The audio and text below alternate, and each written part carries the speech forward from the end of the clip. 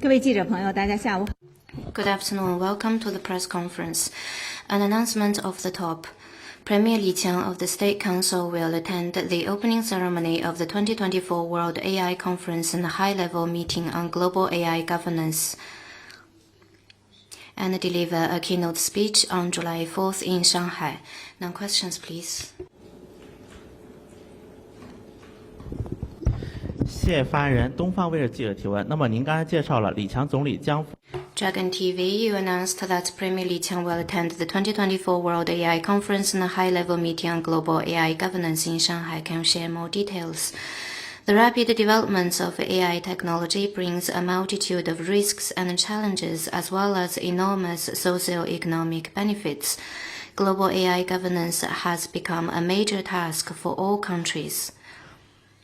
China advocates the principles of wide participation and consensus-based decision-making in global AI governance, and promotes broad international consensus based on full respect for differences in policies and practices of all countries. The World AI Conference has been held annually 6 times. The conference this year, with the theme of Governing AI for Good and for All, aims to establish international cooperation and exchange platforms featuring openness, inclusiveness, and equal participation, advance global AI governance, and develop an open, fair, and effective governance mechanism. The conference brings together government officials and representatives of international organizations, industries, universities, and research institutes, among others. We look forward to full exchange of insights in the spirit of extensive consultation, joint contribution for shared benefit, to build consensus and promote the healthy, safe, and orderly development of AI. Next question, please.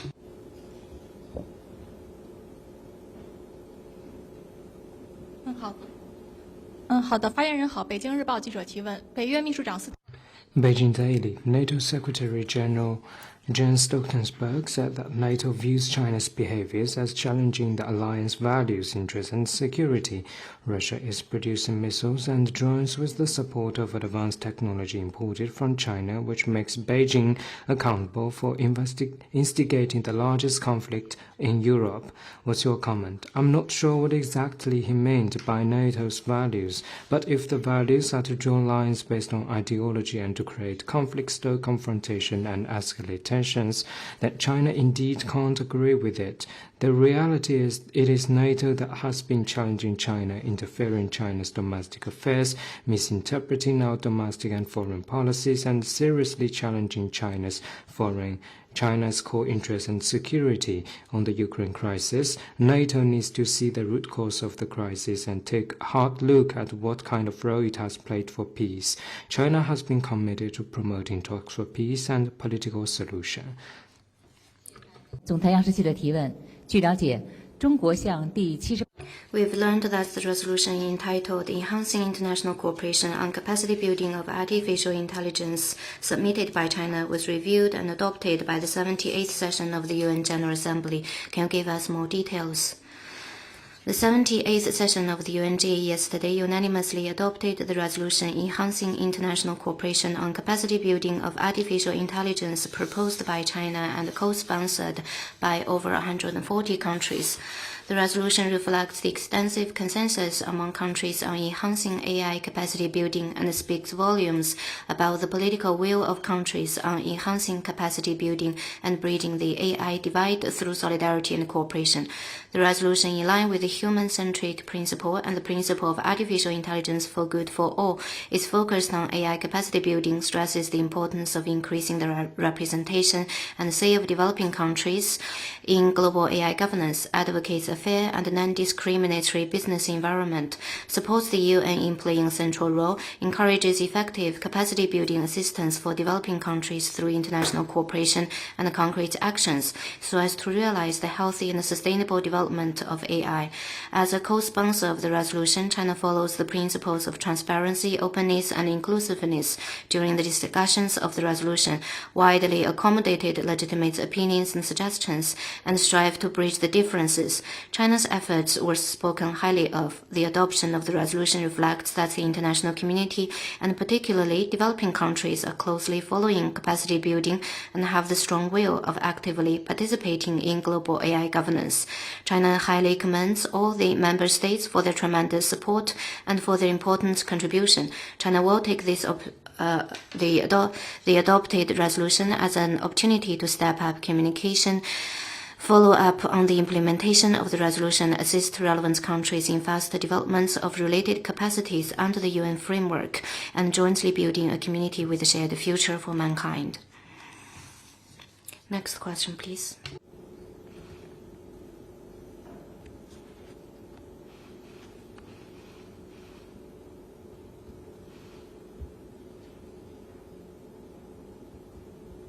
Hi, this is Sarah from Reuters. 路透社，昨天，中国的瓦努阿图大使馆举行仪式，来移交中国所建的建筑。中国是瓦努阿图最大的出口国，并且援助了基础设施。本周，所罗门群岛领导正在访问中国。对于中国来说，太平洋岛国意味着什么？与包括瓦努阿图 China is committed to developing relations with Pacific Islands countries, including Solomon Islands and Vanuatu. We are committed to helping relevant countries improve their economic and social development and support their development. Next question, please. 谢凡人中新社记者提问，追问一个关于中。China News Service to follow up on the resolution on enhancing international cooperation on capacity building of AI proposed by China. We learned that the US is one of the co-sponsors. How would you assess China's dialogue and cooperation with the US on AI?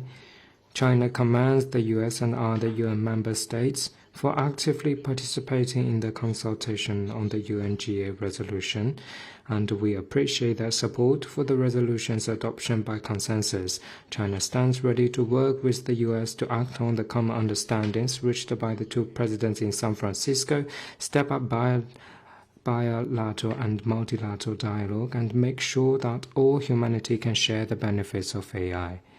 Next one, please. 还有其他问题吗？ Any more questions? 那好，今天的记者。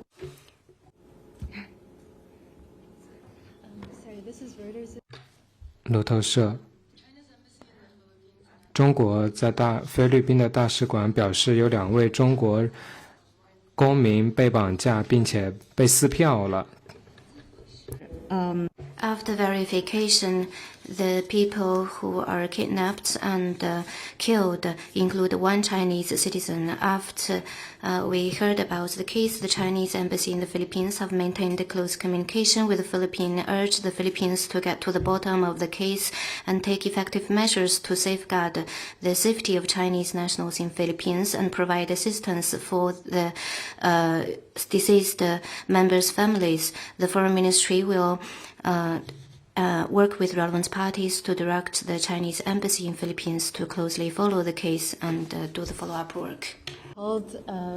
菲律宾表示，中国最近的海警行动十分具有挑衅性，并且使得局势升级。请问您对此有何评论？菲律宾表示，中国最近的海警行动十分具有挑衅，并且使得局势升级。您对此有何评论？告诉我他是什么时候说的吗？ Could you tell me when she said that? 具体所指吗？ What does it refer to? 17号的，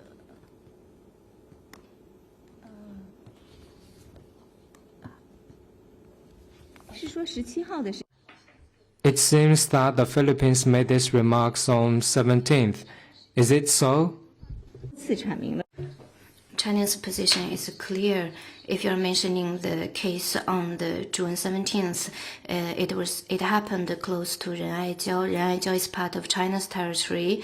What has happened is because that the Philippines made provocations and infringed on China's rights. We hope the Philippines will exercise restraint and return to the right track of settling disputes through dialogue and consultation. Any other questions? 那好，今天的记者会到此。 Then let's call it a day. Thank you for coming.